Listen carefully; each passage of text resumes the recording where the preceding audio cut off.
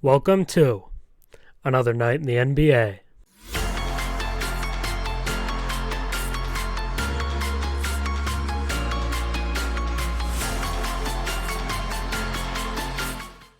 This is your 10-minute recap of the last night of NBA hoops. We're back, new and improved. We got the new background. We got a bunch of segments coming up. But let's just start off with the main topic of the night, which is the Cavs versus the Mavs, a battle of the Avs, a battle of two of the hottest teams in the league coming into the game. The Cavs had won 19 out of their past 23 games, including a 17-1 stretch, and the Dallas Mavericks, aided by a very good trade deadline, had won 7 out of their last 8, and this was set up to be a duel. Now, after the 2-game series this season, both of them combined have been decided by a total of 5 points. So, a very good duel between two teams, but this is a game of back and forth because the Cavs had a lead as large as 15 and the Mavs had a lead as large as 10, because when Maxi Kleber hit this shot late into the fourth quarter, it put the Mavs up 10, and it felt like they had all the momentum and the game was all but sealed. But in the last 3 minutes and 42 seconds, Max Strus hit not 1, not 2, not 3, not 4, but 5 threes in that time period, including the one you just saw, a 59-foot game winner, the second longest game winner of all time. That's an all-time heat check. They said, this dude is hot, let's just give him the ball and let him fling it, and he hit that.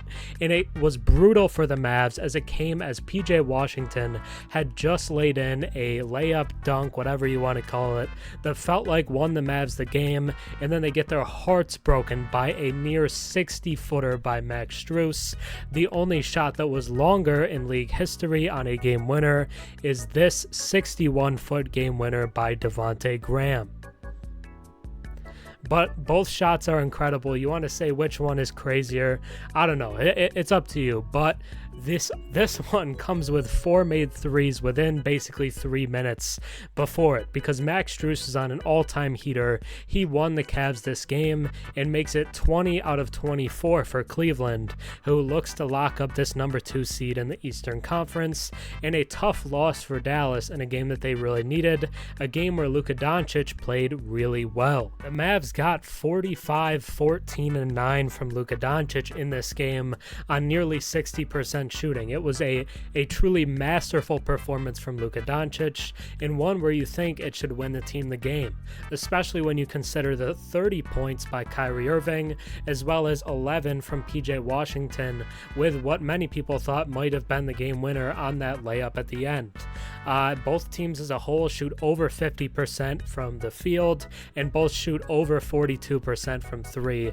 Both teams were making everything. The Cavs got 21 from Max Strus, including those crucial 5 threes down the stretch, but he did make 7 threes altogether, shooting 70% from downtown. They also got over 30 from Donovan Mitchell, finished with 31, 7, and 6. I believe had 7 threes himself, but this was a duel between two very good offensive teams, and it just felt like neither team could miss. This was kind of a playoff atmosphere, two teams that really wanted to win for standings in their conferences, and it came down to one of the best regular season game winners that we've ever seen.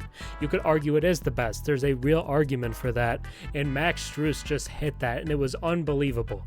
Super entertaining. The Cavs take down the Mavs with one of the most improbable shots, one of the most improbable game winners that we've ever seen, and Max Strus bringing that stuff from Miami to Cleveland.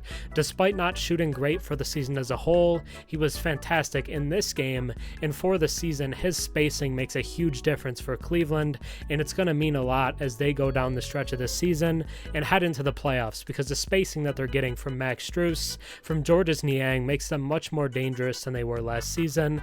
And watch out for the Cavs, and this shot was insane.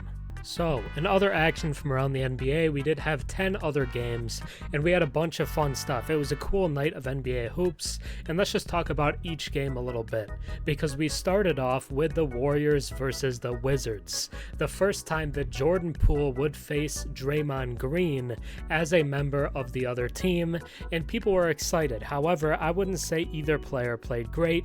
Jordan Poole did finish with 12 points, but shot only 29% from the field.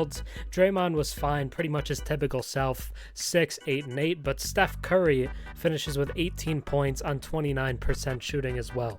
So not a super efficient game from the guys at the top, but 25 from Clay, 21 for Kuminga, and the Warriors win 123-112.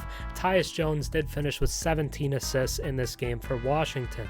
The Magic take down the Nets 108-81 on the second night of a back-to-back for the Nets. Paolo Banchero out with an illness for Orlando, but no Paolo, no problem. They run through them, and they're looking pretty good lately. I think Orlando has been impressive. Then we can look at the Pelicans versus the Knicks, a game that was missing a lot of players. No CJ McCollum for New Orleans, as well as Dyson Daniels, Jose Alvarado. Not a lot of point guard play over there in New Orleans right now, but no Brunson for the Knicks on top of all the other guys that have been injured. So the Pelicans take it 115-92. Trey Murphy leads the Pels with 26 points on 64% shooting. The Celtics take down the Sixers. No Embiid, what would you expect? 117-99. They do get 29 from Jason Tatum, 31 from Jaylen Brown, and 23 and 12 from Kristaps Porzingis, as the Celtics have been super on fire lately, easily the best team in the Eastern Conference. 32 from Maxey, but the rest of the Sixers kind of disappointed. The Atlanta Hawks take down the Jazz 124-97, get their second straight win without Trae Young. There are going to be a lot of people asking, are the Hawks better without Trae? I think that's a ridiculous question. Obviously, you take out a star player, they're not better without their best player. I just don't think that's true, but it does allow DeJounte Murray to do some different things, allow him to kind of flex his muscles as the guy he is. He does have 11 assists in this game to go with 17 points, and Jalen Johnson looks like the guy for Atlanta. 22 points, 13 rebounds, 6 assists, 64% from the field. Jalen Johnson was phenomenal, and the Hawks pick up another win at home this time. The Bucks take down the Hornets 123-85. Milwaukee has looked much better coming out of the All-Star break than they did going into it, kind of limping into the All-Star with Doc Rivers as the new coach, but they've been winning since, and they handle the Hornets. The Hornets had been pretty good since the trade deadline, a little bit of Grant Williams, Trey Mann action, but not in this one. 123-85, 23 for Damian Lillard, 24 for Giannis, and 21 for Bobby Portis in the Bucks win. Then we have one of my favorite stories of the night, because the Pistons beat the Bulls 105-95, and this isn't really about them beating Chicago or anything about Chicago. It's that one tweet from Kyle Kuzma that says, at this point, it's just don't be that team. Well, the Wizards, you are that team, because you now have the same record as the Detroit Pistons, and since the Pistons ended their streak of that giant losing streak, 28 straight, I think, maybe 29. It was super high, but they have 7 wins since that point, easily more than the Wizards. And the Wizards, as long as they don't beat the Lakers in their next game, will go winless in February, which you cannot say about the Pistons. I'm sure it's very sweet for Detroit. 26 for Cade in the win over Chicago. The Minnesota Timberwolves take down the Spurs without Karl Anthony Towns, 114-105, 34 for Anthony Edwards. A battle of French big men, 13 and 17 for Rudy Gobert, and 17 and 13 for Victor Wembanyama, but Rudy's team comes out on top. The Miami Heat take down the Portland Trailblazers 106-96 in Portland. Miami has won 9 of their last 11 games. They're picking it up. It's about to be playoff time here in a month and a half, a couple months. So Miami is getting ready to go. They're picking it up over the course of the season, and they've looked better late. 22 for Jimmy, 19 for Terry Rozier, 50% from the field. One of Terry's better games as a Heat so far. And then in the last game of the night, the Thunder take down the Rockets 112-95 behind 31 from SGA, pretty much always putting up like 29 to 33 in that range, like one of the most consistent guys in the league today. J-Dub has 24, 18 and 13 for Chet Holmgren. The Rockets are led by Alperen Şengün with 23, 11 and 6, but OKC wins to continue their impressive season. But now we're going to get into a new segment. This is the Moneyline Hotline, the place that keeps your bets from going cold. I graduated with a degree in data science, have a lot of experience with predictive models, and decided to make one for the NBA. And not to pat myself on the back, it is on par with the best performing predictive NBA models of all time. So I thought I'd let you know the picks. But before we do that, let's get into the accuracy of this model, which is based on value over replacement player. So the idea is it puts the games in the hands of the teams with the most talent. Talent wins most of the time, and that holds true. So about 72% over the month of February, which, like I said, is about the best you're going to see. In games that the model classifies as super favorites, it is 91.5%. Over 85% on clear favorites, so which are +5 or better. Flip games, which could go either way, within +2, really should be about 50%. It's predicting it almost 65%. And underdog games that it does predict, when it predicts underdogs to win, are hitting it almost 60%. So I thought I'd let you guys know the accuracy before we get into the picks themselves. And now let's just get into the picks. So we're going to do this. Let me move myself out of the way here. We'll do this on the fly, but we're going to talk about this. So model predictions for today's slate of games, 228. The best bet on the slate is the Dallas Mavericks, who are a +3.6 over the Raptors according to the model. The money line is -156. You can turn your $10 into $16.41. In terms of underdogs, the Lakers are predicted by the model to beat the Clippers. No Paul George today. LeBron is questionable. If LeBron is out, I wouldn't bet the Lakers to win, but hey, you do what you want to do. But Lakers +134. Turn your $10 into $23.40.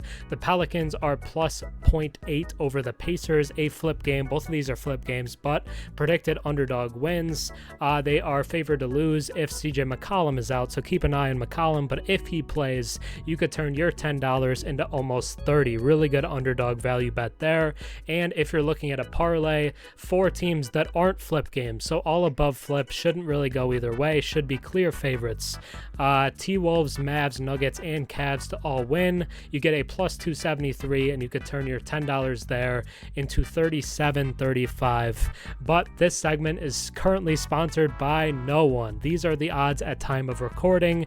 Always bet responsibly, but I have a lot of accuracy, so think about taking these picks, and this will be a recurring segment on the videos. So thanks. Let's get back to the NBA action. Now let's take a look at my top 5 players of the night. Luka Doncic lands in at number 1 with 45 points, 14 assists, 9 rebounds, and 58.6% from the field. Does come in a narrow loss to the Cavs, thanks to the number 2 guy on the board, Max Strus. 21 points, 7 threes, with 5 of them coming in the last 4 minutes. 70% from downtown in a 59-foot game winner. Lands Max Strus at number 2. At number 3, we have Tyus Jones with 14 points, 17 assists to just 1 turnover, 6 rebounds, and shot about 55% from the field. Trey Murphy III coming in at number 4 with 26 points, 7 rebounds, and 6 threes, shooting 64% from the field in the Pelicans win.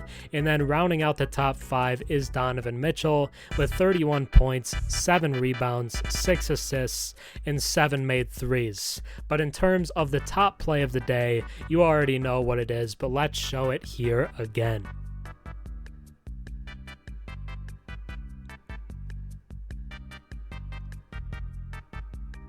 One of the craziest game winners of all time, but that's going to do it for the video today. So hopefully you enjoyed.